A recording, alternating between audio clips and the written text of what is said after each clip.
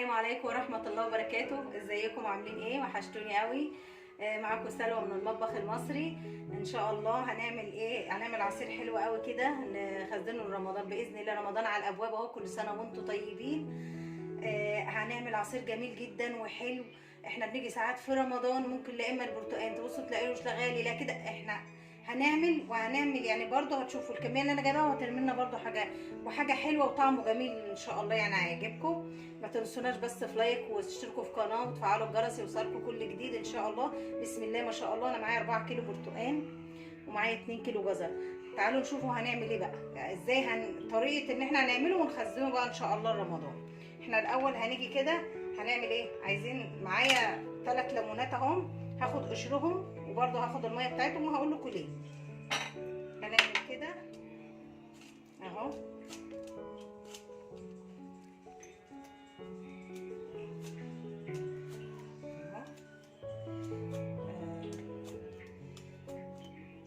شايفين بقى كده؟ بس هنقشرها كده عشان انا هنحتاج القشر بتاعها، هقول لكم هنعمل بيه ايه، وبرده العصير بتاعها هقول لكم هنعمل بيه ايه.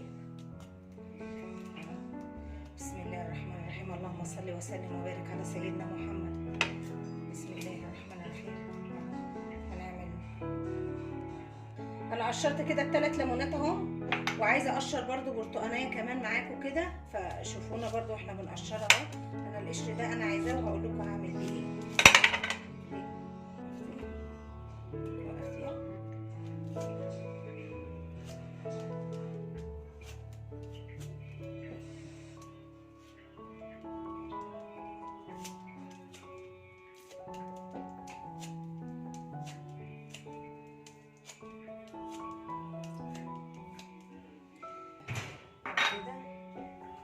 هقشر واحده كمان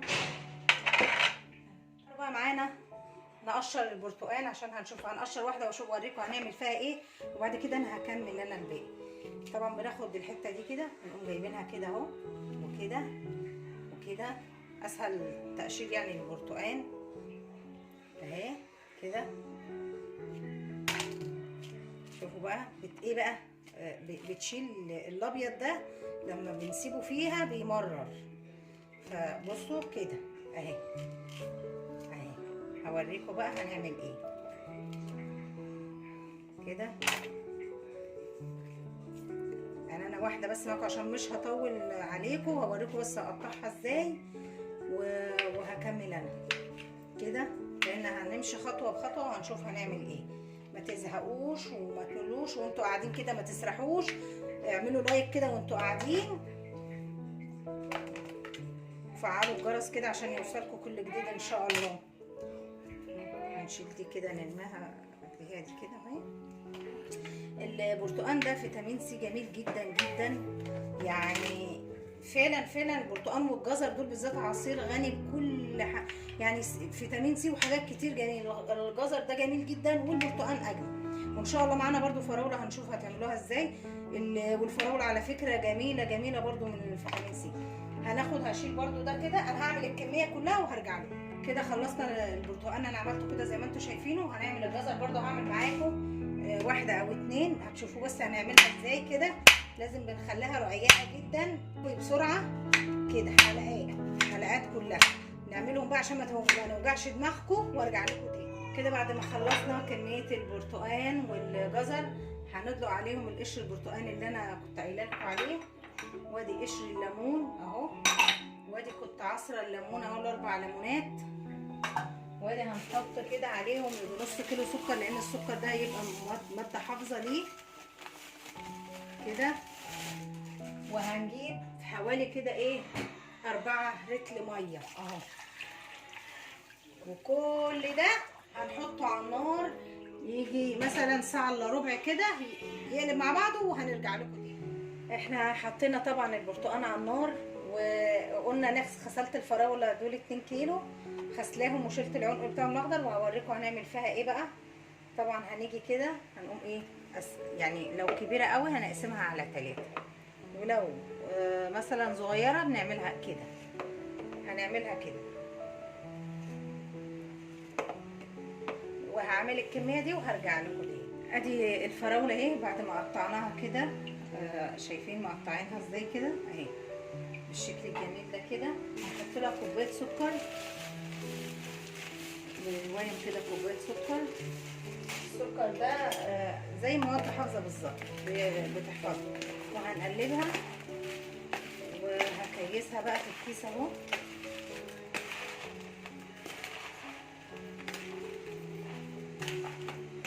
بس حلو كده.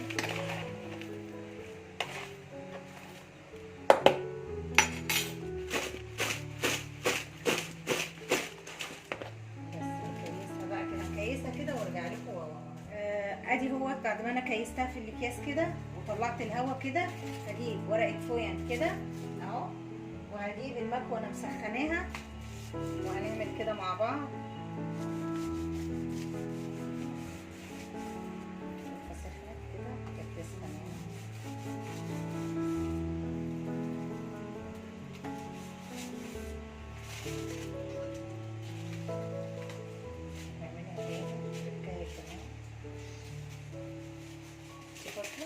وانا هحط تحتها حاجه ثواني كده.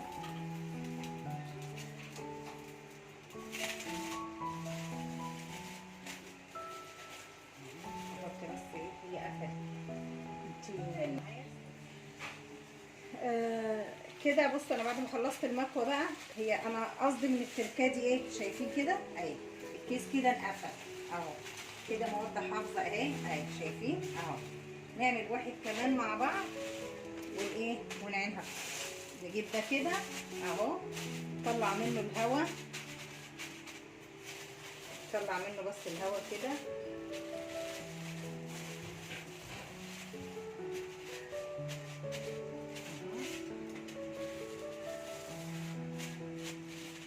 نحط دي تاني كده اهو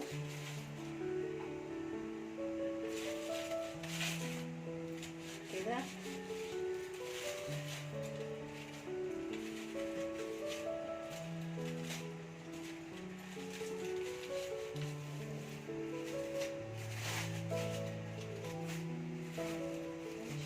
التاني برضو نفس الطريقة اهو، برضو اهو عملناه كده برضو، هو انقفل من هنا اهو كده اهو، برضو مقفول اهو اهو.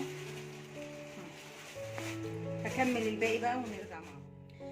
وادي شكلها بعد ما نزلناها، خدت مني ساعة على البوتاجاز اهيت. هنضربها بقى في الخلاط وارجع. انا حبيت بس اوريها لكم. هنضربها في الخلاط كده وهنرجع تاني بقى عشان هنشوف هنعمل ايه اخر حاجة بقى. وادي كده بعد ما خلصنا عملت طبعا ضربت البرتقان اهوت اللي احنا كنا مسوياه على النار، ضربته في الخلاط وصفيته وعبيته في استنيت ما برد وعبيته في الاكياس. والفراوله هي مكيسينها وكده. نعينهم بقى لرمضان وكل سنه وانتم طيبين. ما تنسوناش بقى ان شاء الله كده في لايك وتشتركوا في القناه وتفعلوا الجرس، هيوصلكم كل جديد. السلام عليكم ورحمه الله.